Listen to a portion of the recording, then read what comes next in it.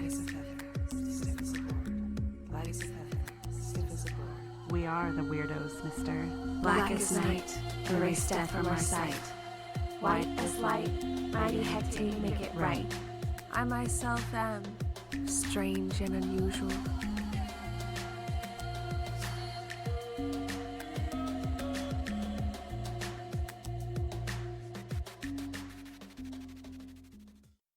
Cast a circle, spark some incense, and grab a cup of tea because it's time for the Coven podcast. I'm Sharon. And this is Wendy. Welcome back to the Coven.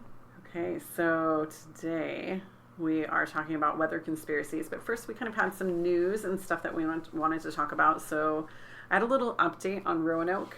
Yay. So I watched this TV show In Search Of, and the second season started, and Oh, cool.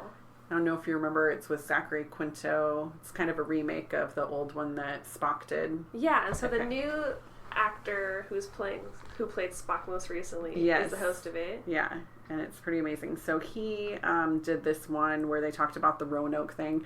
And as he's talking the whole time through the episode, I'm like thinking back to our episode, and I'm like, oh my gosh, did we say that? Oh yeah, we said that.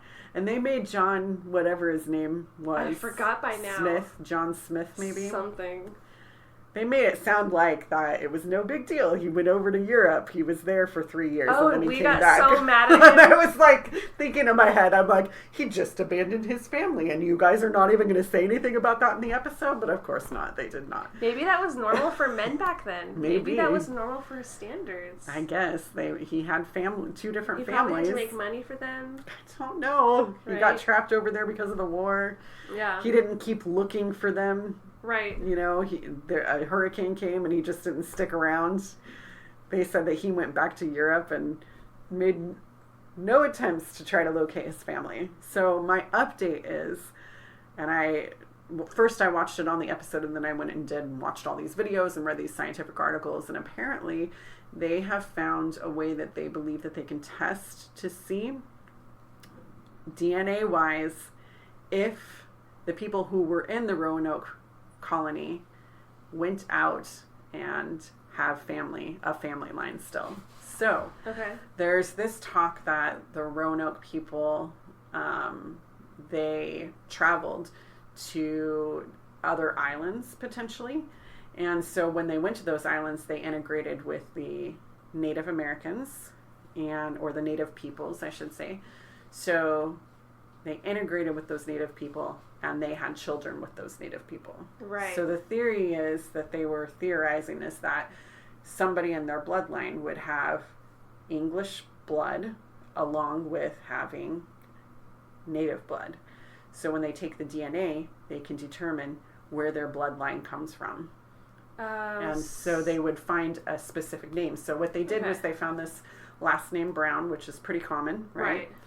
But in that same area where they think that they went, they did find a Brown family who had been there since the beginning of the United States, and it was a Native family. And this person was Native, and they took Mr. Brown's blood, and it did positively match a European bloodline, even though he was Native. And so they believe that through that, they're going to be able to find out that the Virginia Dare family still exists. Interesting. Yeah.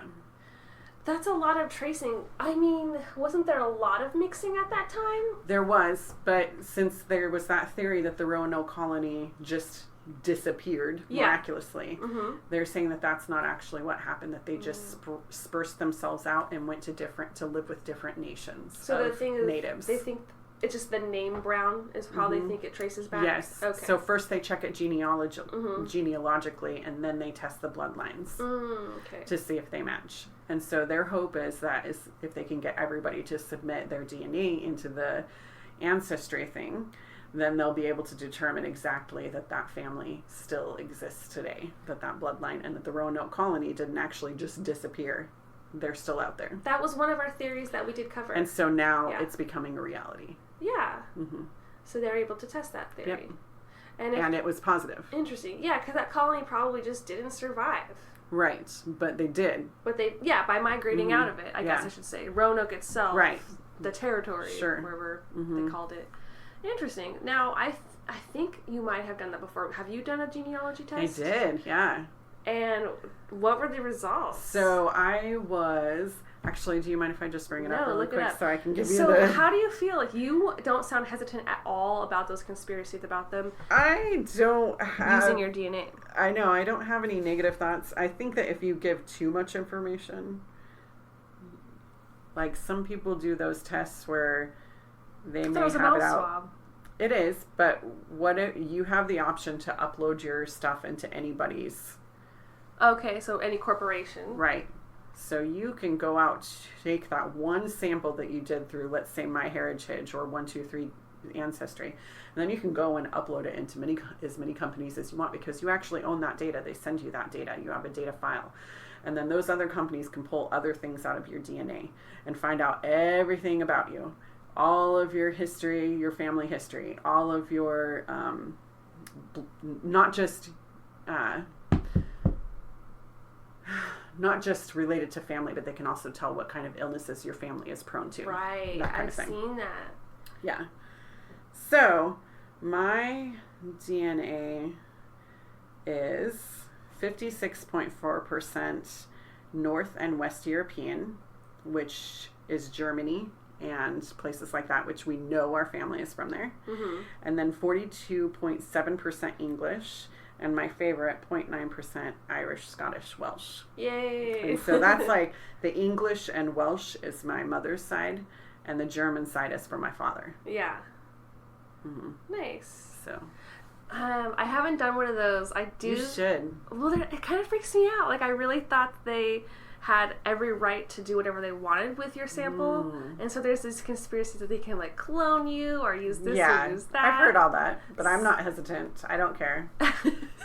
As in, go ahead and clone me, or you're ridiculous. No, I think it's ridiculous. I think that they'll try to sell you stuff. Mm-hmm. I definitely think that they'll use your DNA to be like, oh, you're prone to this disease. I'm going to push this commercial on your phone over and over and over again. Okay. I think they can use you that way. Gotcha. I think it all has to do with money. I don't think they want to clone you, but I definitely think they want to take your information so that they can try to see what you need. I heard that might be another theory. I can't quite remember how it all worked out, but how, like, they have a sample and that they're going to make some sort of technology that with that sample they can do something.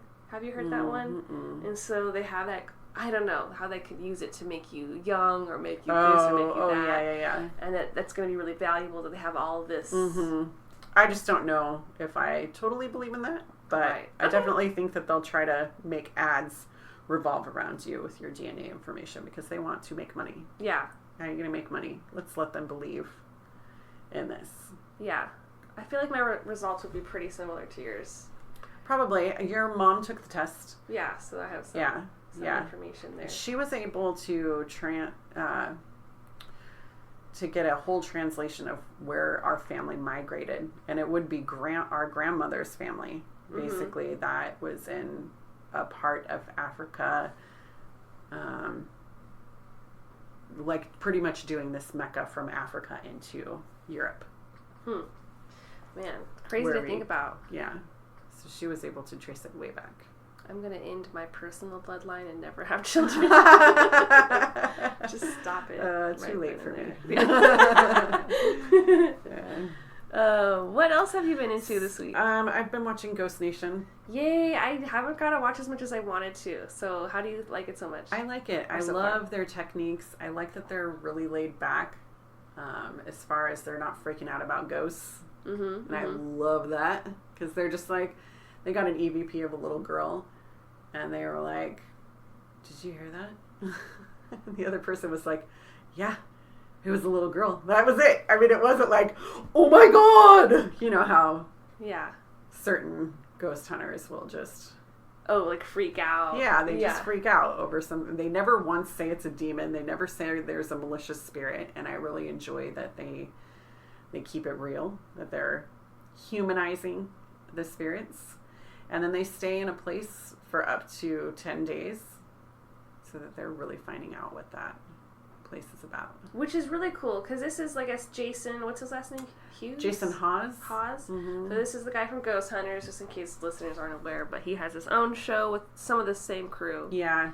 But the fact that they're staying that many days is really cool because I think back in the day it would be like one night, which is maybe like 8 hours. I feel like now you can get so much information from staying there. You're finding out what are the sounds of the house. Every house has its own sound. Yeah, and a ghost isn't just going to show itself one night.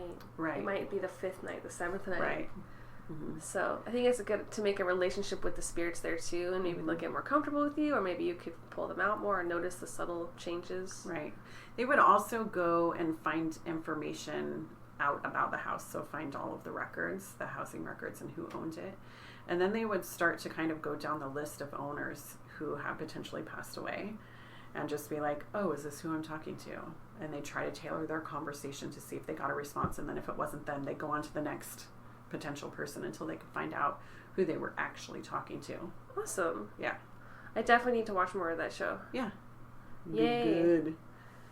So what else? Oh, this week we did a Reiki session. We did. That was really fun because that's one of those things we've been talking about, couldn't wait to do together. Yeah. So this is my first time doing Reiki with you. I loved it. Good. I felt super good after it, way more motivation and just a lot more lightness and That's great. happiness. Right. I love it. Yeah. So one of the things that I like to do that I was excited to introduce with you is that right before the Reiki session, I like to light candles and kind of bring about that witchiness. So I know we lit candles for different things, and they burned differently. Yeah. And so we were able to tell It's kind of scry, I guess. Yeah, it's kind of scry.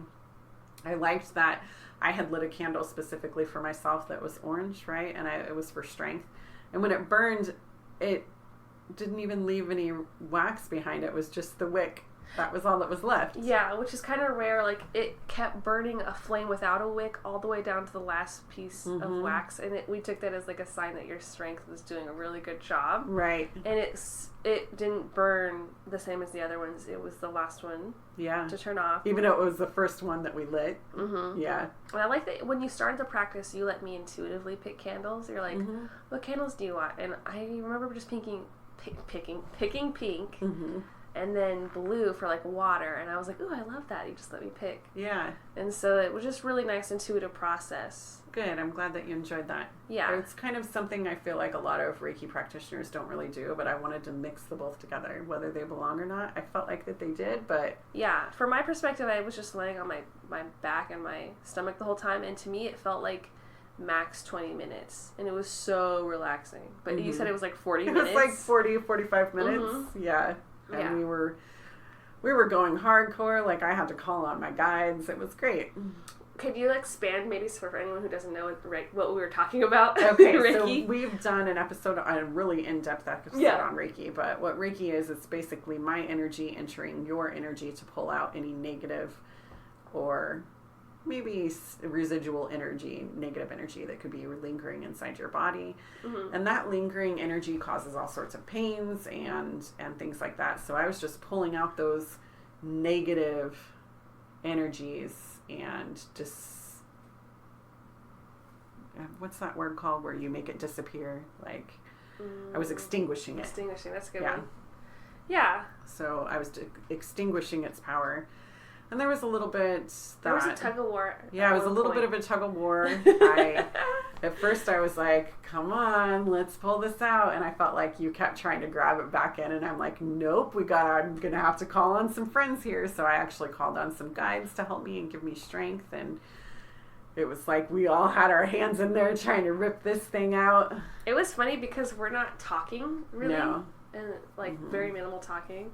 Unless you're oh, excuse me or something. But Yeah. not even. I would just lie there. Right. And so the fact that we had that same feeling, because I don't remember who said it first, but I don't remember who said it first about the energy thing. Yeah. But I was laying there and just thinking this energy, and almost in my mind I was getting sucked out, and I'd be suck it back in. I Yeah. wasn't ready to let go of this negativity for some reason. I don't know what it is in life, but sometimes it's a crutch to have this negative stuff, and then once you let go of that crutch, you have to move you have to go somewhere else. Yeah, you have to move or forward. Something, you know, there's just this unknown. So I held on to it, and I felt like that was, for me, it was like 3 major times. And then when you told me the same thing, like I had to pull something out, it wouldn't go, and I was like, so hard. oh, sorry about that. And I still don't know if I got it all. There may be some residual negative energy that I have to go back. Sometimes with Reiki sessions, it takes me a while. So it's not just a one and done. Right. It could be so many things. Like we kind of talked about last episode, whether it be karma or just weird negative juju, like whatever it is. Right. But I've always been interested to know what people think afterwards. Like, did you go home and have a breakdown of any kind? Did you go home and do some writing? Did you feel spiritually uplifted? You know? Yeah, I definitely felt lighter, and like I've just had I guess the weight has been lifted. So there was at least 10 pounds that you sucked out. I'd say there's like 2 pounds of negativity left. Pretty good. Man. Yeah, it was pretty good. I know I was really tired after you had left. I was just, and I think it's because I was fighting you, not on purpose, but I just wasn't ready to let go of all this pain. And it's funny because I wasn't expecting that. Sure. And so it's not a dig towards your healing abilities. I bet if I was 100% relaxed of like letting it all go, it would have been gone. Right. My resistance was the problem. Right. But even like I told you, or I talked about this on our Reiki episode, that I healed my daughter's back, but it took me several times to do it because I felt like that came from before birth. You know, she was born with that. Right. So even things like that we're not aware of. Hell yeah. That's so true. Yeah. 100% true. Right. These healing modalities, whether it be like reflexology, Reiki, acupuncture. Oh yeah. I think it all takes like sometimes a year. Yeah. You know, of just like maybe at least going once or twice a month. Yeah, it's kind of like a package of things. You want to be doing this with this in order to make it all work. But it was a good session. Yes, so, it was great. It was very fun. Yeah. Can't wait to see what we do next. Yeah. Like a little hypnosis. Can I get in your brain yet? Oh, shit. I feel like maybe one more Reiki. A little more. We should do oh, shoot. a recorded hypnosis session. I would love that. I would even be willing to get hypnotized. That's how I like being hypnotized. I would want to learn how to do it or watch you and Claire do it. Yeah. Your daughter. So. It'd be a lot of fun. So I know we have a really big topic today. Are you ready to move forward? I am. I'm excited to see all the stuff you have gathered for me. Oops, I'm so sorry. I just bumped the table. So you guys, we're kind of talking about weather conspiracies. Yeah. And I am super stoked about this one. Nice. To share all my nerdiness with you. I need to preface that I am not a scientist in any way, shape, or form. This is just stuff that I've learned along the way. I'm not an expert, but I do want to share some of really fun stuff with everybody. Right, and there's so many fun theories. Yes. So for years, there has been a conspiracy surrounding weather, and it's one of those things that the population of Earth just sweeps kind of under the rug like a bad family secret. We don't even like to talk about it. And there are many myths about these weather phenomena ranging from aliens to military super weapons. So we have to really think about what they really are. And let's face it, if the government has given us plenty of reasons to mistrust them, why should we trust them? Yeah. With all the experiments that we have caught them doing. Right, exactly. Exactly. So weather modification, let's kind of talk about what it is. It's kind of like the theory that we can change what the weather is going to be. So we can make storms. We can erase storms. We can potentially create rain. Yeah, to me, when I first make a drought. Heard this, I thought that was so freaking preposterous in general. Right. Only to find out there is a small dose of it that is a reality. Right. And it's out there. And I think that they came upon it by accident. But I found that it was really interesting to know that almost every country uses a form of weather modification, whether it be magical, whether it be actual scientifically. So even small countries that you would not think use a weather modification, they're using something even if it's just a spell. Okay, yeah. So it's a concept that's always been around. Right. Because weather controls so many things in our lives. Like, we all want to be sunny on this day when we're going to be outside. Right. You know, if we have floods, Right. droughts, there's a lot of reasons why you'd want to use weather or even weaponize weather. Exactly. Which So- they have done, which Mm-hmm. is kind of scary, but not very often because that's not the purpose of it. The purpose of it was to help the earth, not to hurt the earth. Right. And so I'll tell you that I was very interested to find out that they used weather modification in the Beijing Olympics because they didn't want to have rain during the Olympics during that time. So they did some form of cloud seeding. Yeah, I thought that was a myth. But then when I researched it, I found out that that was actually truth. This was, the China Olympics, so sometime in the 2000s. Mm-hmm.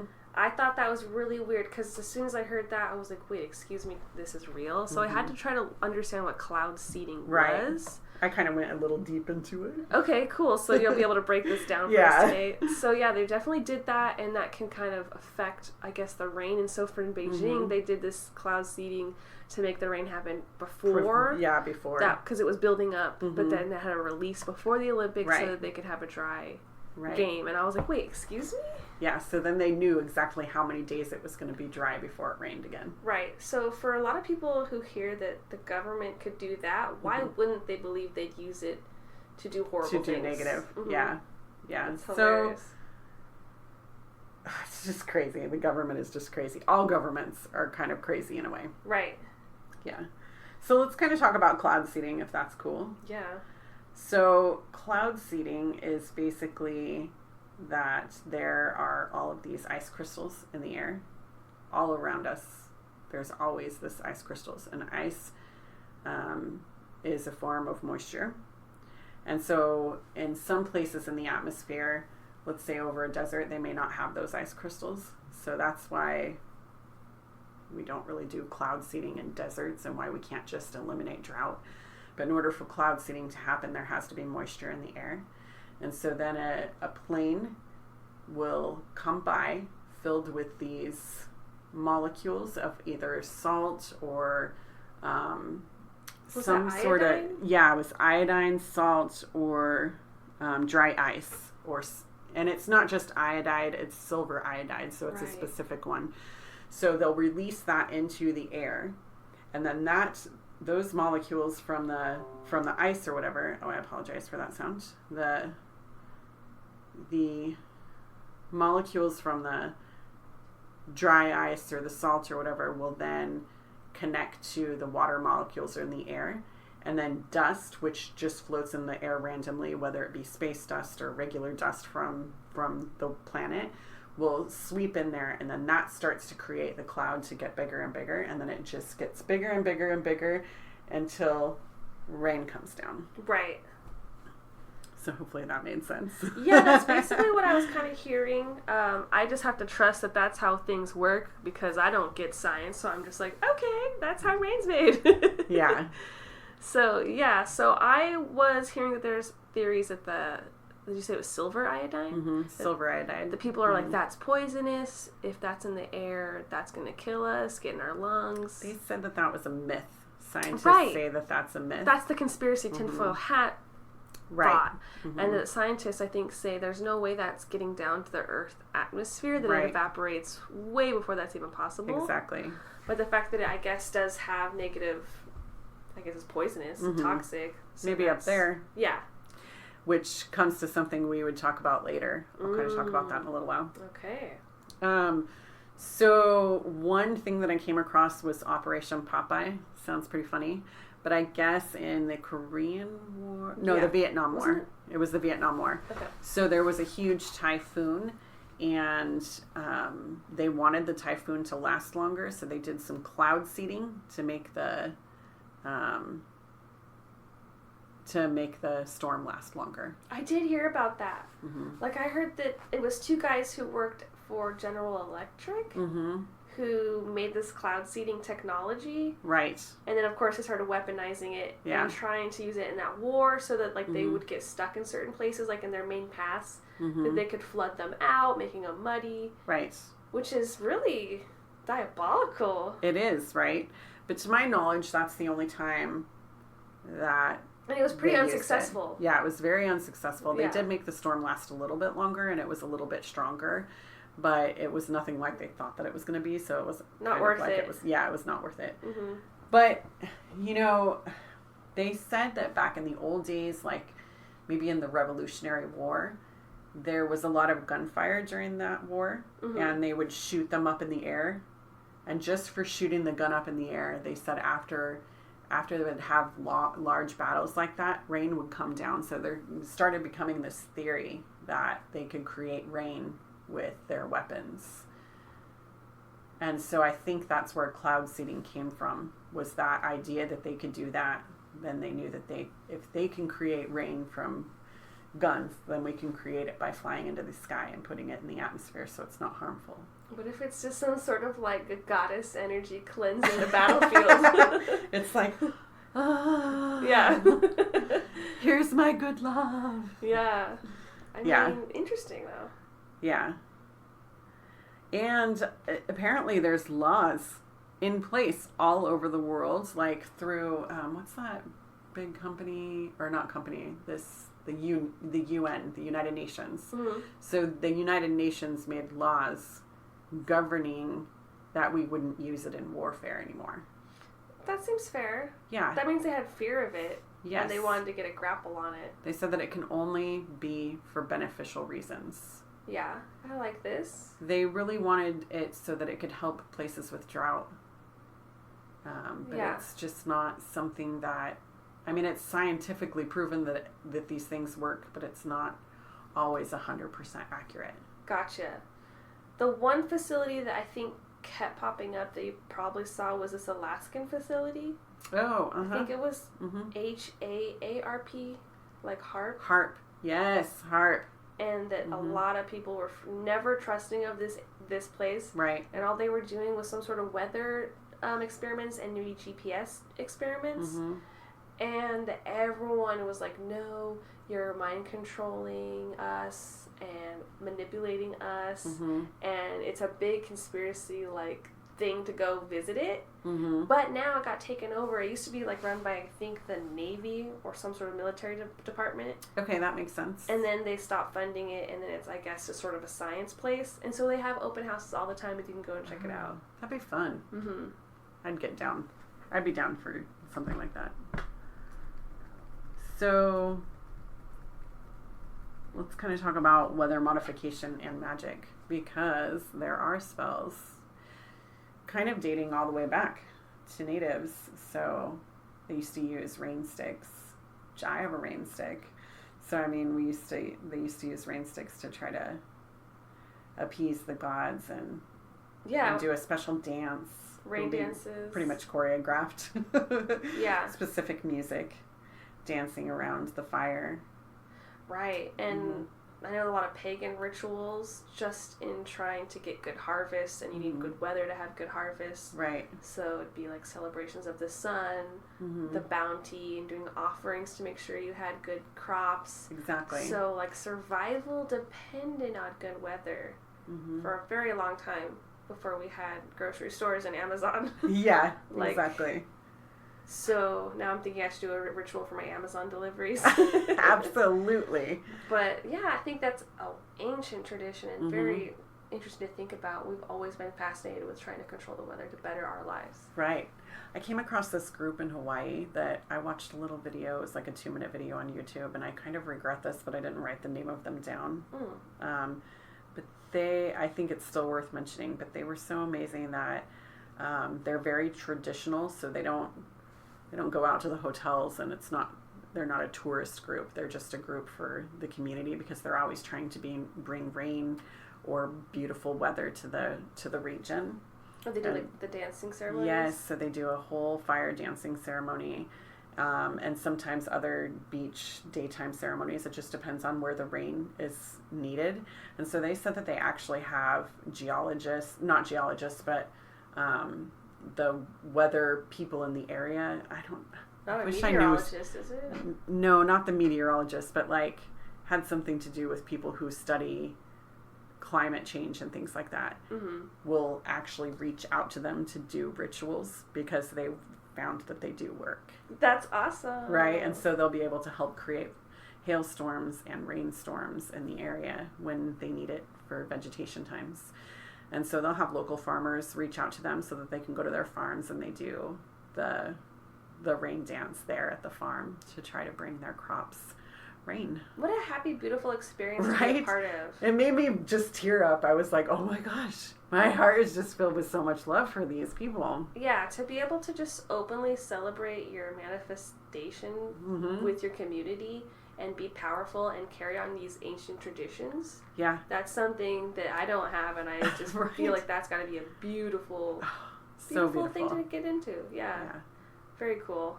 It's very lovely, very loving. Yeah. Well, a lot of people, I guess, assume that instead of doing it just to help the crops, that it would be used, I guess, to make floods and hurricanes. Oh, Have you heard maybe. about that? How I they have always not. You haven't? No. That's like all I hear about is how they made this hurricane come to get these people on purpose and this and that. Oh, I guess, you know what, that kind of ties in with Scotland because they considered that to be black magics, and they would, in Scotland in the old days, like in the 1400s, they would summon demons, Mm-hmm. supposedly in black magic, to cause a storm to happen against the people that they were fighting against. Mm-hmm. So I guess that's the same thing. I guess that's crazy that it did kind of become a reality Weird. with not only magical but with like a scientific mind. Yeah. Weird. Weird for sure. I also came across that the Greeks sadly would do human sacrifices. Dang. Mm-hmm. That they thought that they needed to sacrifice For weather? For weather. So that if they were in the midst of having a drought, they would sacrifice someone That's to so the scary. gods. Yeah, to bring rain. That is so scary. I wonder how powerful that is. Like, do gods really thrive off that? That's crazy. It's scary. crazy. Mm-hmm. Mm-hmm. That's a high cost. Mm-hmm. I mean, if you can just dance and get the same effects, Right. I'm gonna go with the dancing. Sure. But these were the Greeks. Mm-hmm. Different culture. Mm-hmm. Not as loving, from what I know. Uh-huh. Yeah. I also found that the Romans, they had this thing called the lapis manalis. I'm probably really butchering that one, but I'm going to say it's the lapis manalis. And so basically what they were these large stones that they would keep on the corners of their, not the property, but you know how sometimes they had a huge town inside gates? Uh-huh.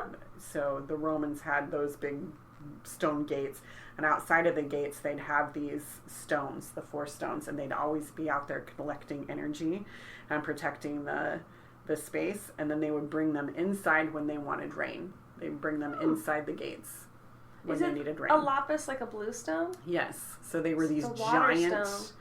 stones. How the hell did they move them?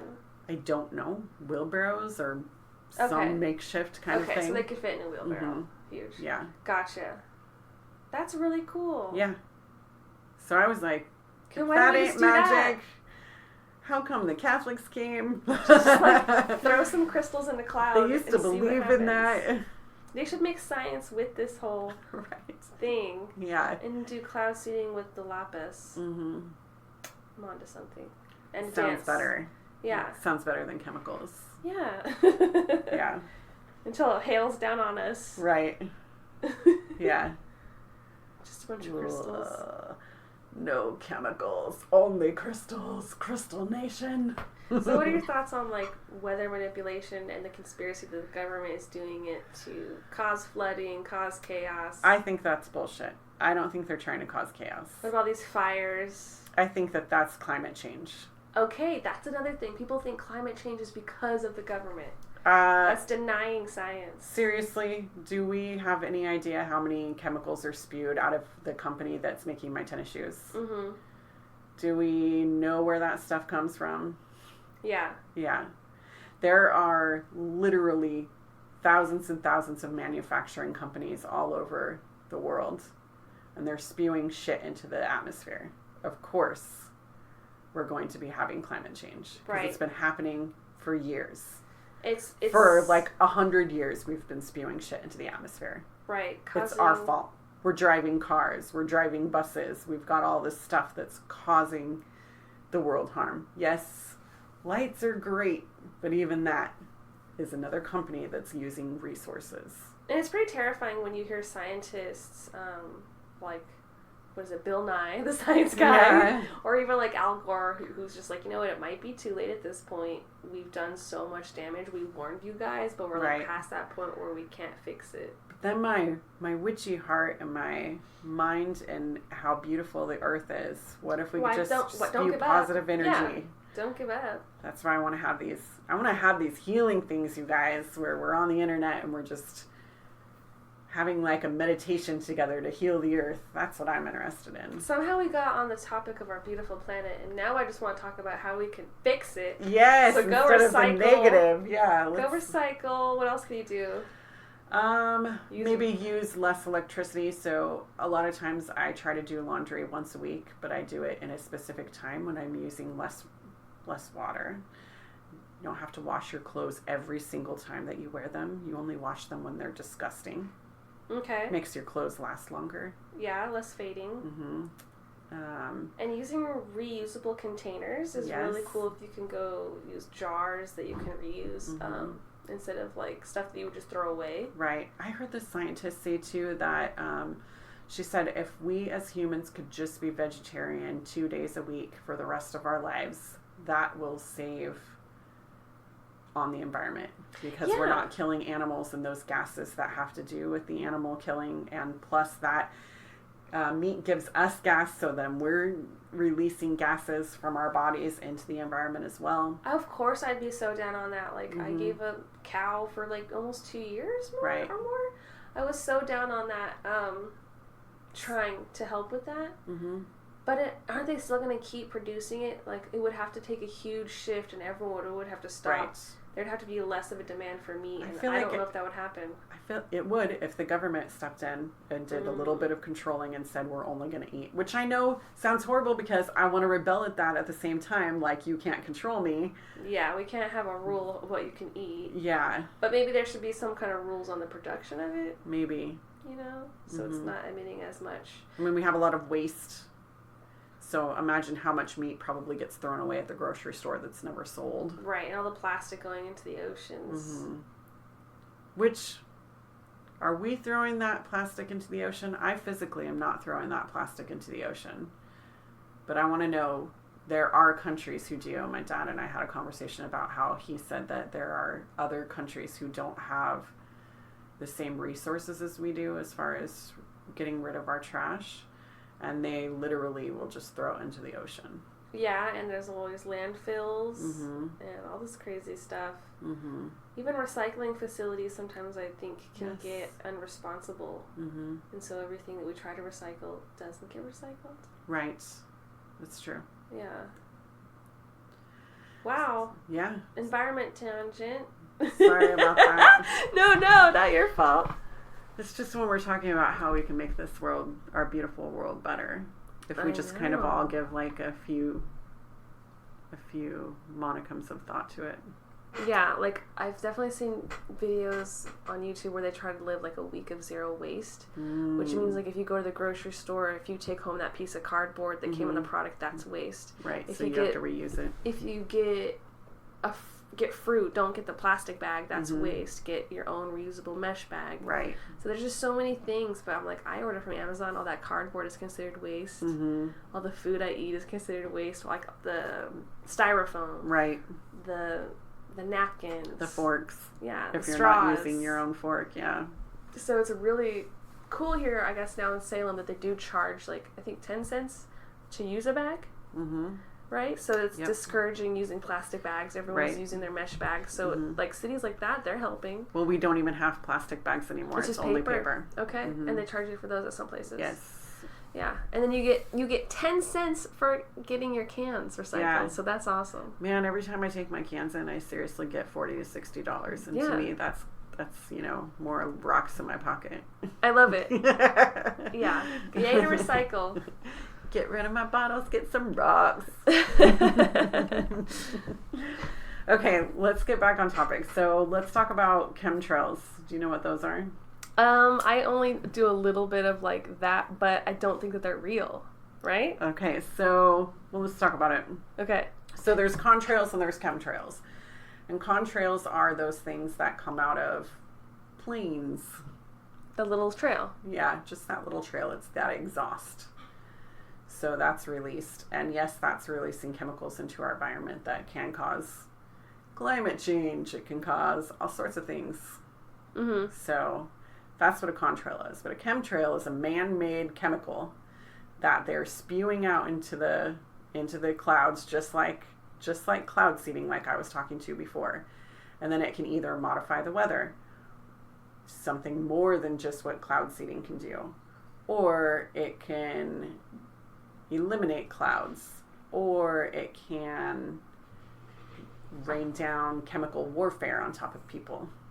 That's what chemtrails are. Got it. Okay, so this is where people start saying it's controlling your mind. Right. Okay. So they're like, oh, we're going to release this into the environment, and now you all have smallpox. Yeah. So this, I believe, is bullshit. Right. And there's a huge movement, and it's just like people who are blind to trust any kind of science. Right. Do you know, I was a big believer in chemtrails for a long time until I really started researching into it. And I literally spent like a good 6 months just sitting outside watching the sky every day. Dang. And I was like, I need to know what's in our sky. Are these clouds normal? Find out, research everything that I see, and find out what it really is. And so in that, I learned that everything that I'm seeing is usually a natural phenomenon that happens in the sky. We just don't talk about it because I didn't take science classes like that in school.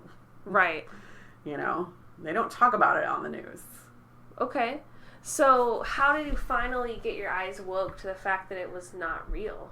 Just that, just researching. Okay, researching. Okay. So it's like, oh, I see this odd cloud. Yeah, that's different. That's weird. Let's look it up and see if it's a real thing. So it's just a matter of researching to see if what you're looking at, don't be lazy. It's all at our fingertips now. Mm-hmm. I don't have to go to a library to research clouds. I can look it up on my phone. So, right, and then wait for the book to arrive. I just have to wait 2 seconds to look at something. So it's easily accessible. Mm-hmm. But the internet is also the cause of a lot of these bullshit conspiracy theories. That's why you have to look at more than one thing. You fact check. What I was seeing about these phenomena is that it's mostly online communities.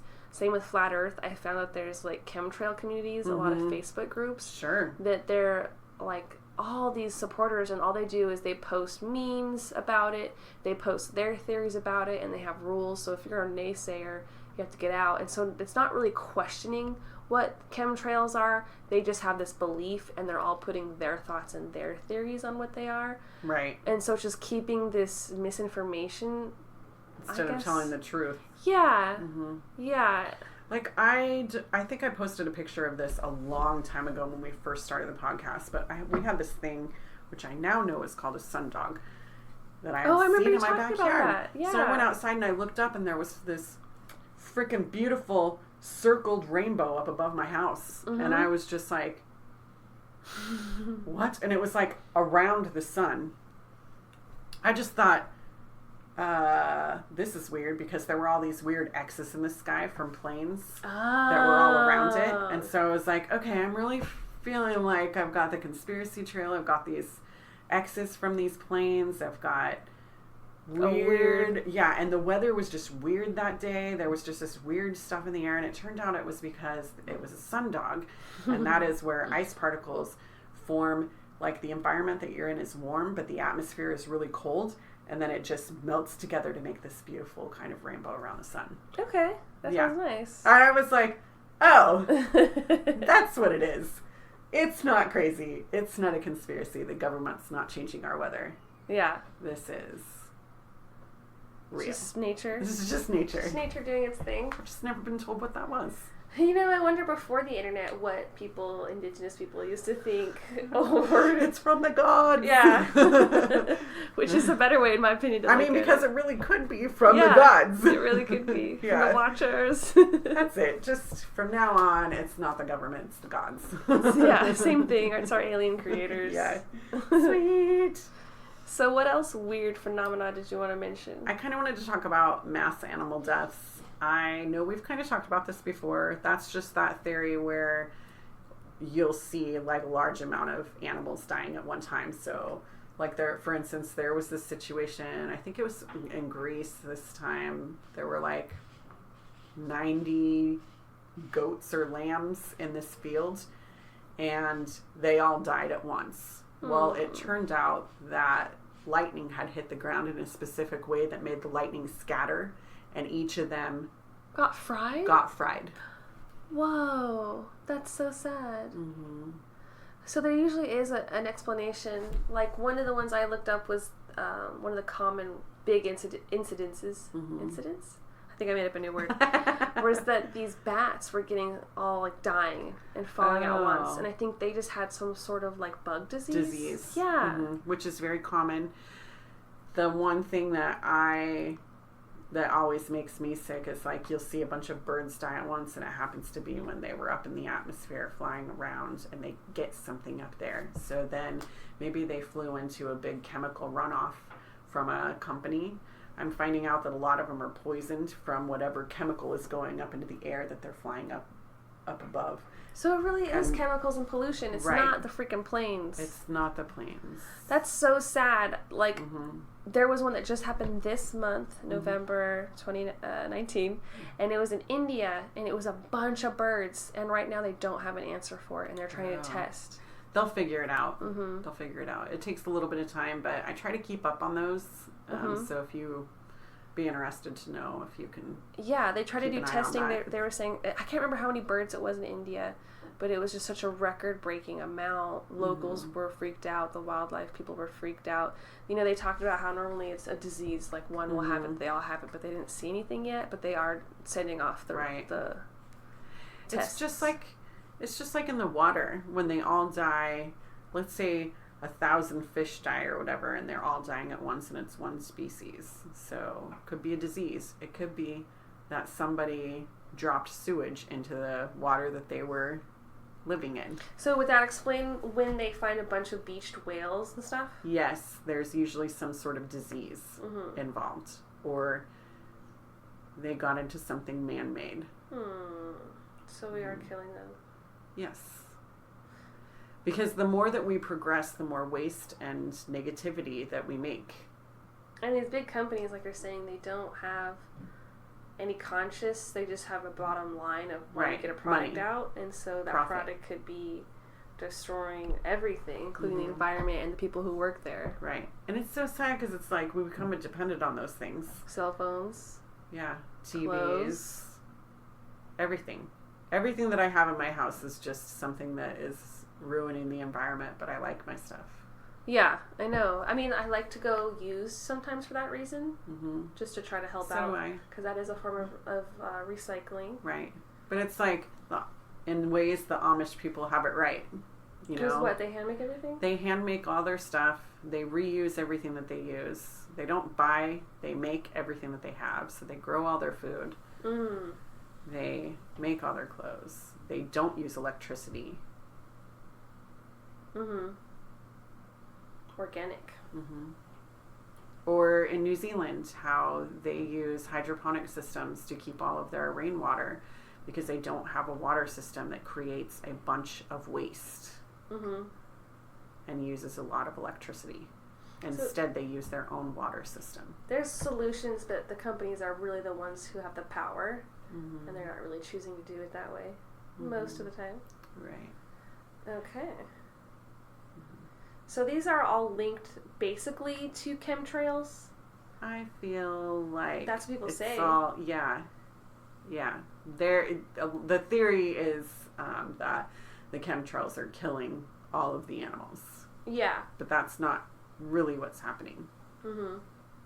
From my perspective. Chemtrails are kind of just a flashy word that's not a real thing. It really is only contrails. Right. That's what I think. It's contrails. I could be wrong. I don't think so. From everything that I've learned, I believe in cloud seeding. I believe that exists. Right. They've already said. I believe that climate change is real. But it all comes back to pollution. But it all comes back to pollution. Gotcha. So, fact or faked? This is faked. Faked! Yeah. Interesting. So that's kind of how I feel about it. I didn't really have much else to say. Did you have anything you wanted to bring in? No, not really. Okay. We gotta save those bumblebees. That's what I know. Yeah, save the They bees. die all the time for some weird reasons, and I know you can have like little bee farms and try to help them. Yeah. That'd be cute. This is what's kind of really sad. I gotta just mention this really quick, that we were trying to do the Save the Bee thing, and we got a bunch of seeds and we planted them in our backyard. And the next year, all of these things just bloomed. It was like organic mint grew and all these other things. We just got this mixed seed packet that we just found. It was some mixed seeds. You just threw it out there? Threw it out there. I was like, it said Save the Bees on the package, so I bought like $1 worth. I wonder how it helped them. It was supposed to create flowers, and so we did have a ton of bees that came. But then my house manager, she came and did an inspection and told me I had to rip them all out because they needed to have the lawn just as nice as all the lawns around us. So that's where I'm just like, really? Society! I just want to save the environment. So I just obnoxious. wanted to. We shouldn't be mowing our lawns constantly, and we shouldn't be. Is that bad for the bees? It's bad for the bees because we're killing the flowers. Too much, man. Too Stuff. much. Yeah. Makes me think of Fern Gully. Yeah, we need to let some of that grow up a little bit. Yeah. Yeah. I mean, growing up 90s, Captain Planet, Fern Gully, we had Smokey the Bear. We had all these really, really cool, like, kid propaganda about saving the planet. Even Magic School Bus. Yeah, Miss Frizzle. And I've always just felt like we should be doing that stuff, but it doesn't seem like, I don't know, can we do it single-handedly and just start slowly changing it? I feel like it's always counterproductive. We take one step forward, 2 steps back. Right. So Right. it's hard. It is hard. We'd have to be a situation where we had some sort of apocalypse. We'd have to go back to the old days where we had to do everything from scratch. We'd have to basically lose a lot of people, so there'd be less resources This to is fight what over. happened to Atlantis. The lost civilization of Lumeria. They just ran out. Pollution. Yeah. Pollution kills us. All right, guys, let's wrap it up. Yes, will join us next Wednesday, and thank you for listening. And you guys can always look for us over on Twitter, Facebook, and Instagram at Cousins Coven. And you can go to our blog, cousinscoven.home.blog, for our witchy words of wisdom, spells, and all of our archive podcast episodes from Season 1. And send in any research ideas, witchy questions, fan mail, or your paranormal experiences into cousinscoven2@gmail.com. We'd love to hear from you guys. And please like, subscribe, and share with all of your witchy and weirdo friends. And may you find happiness in your heart, love for yourself, and join each other. Blessings to all.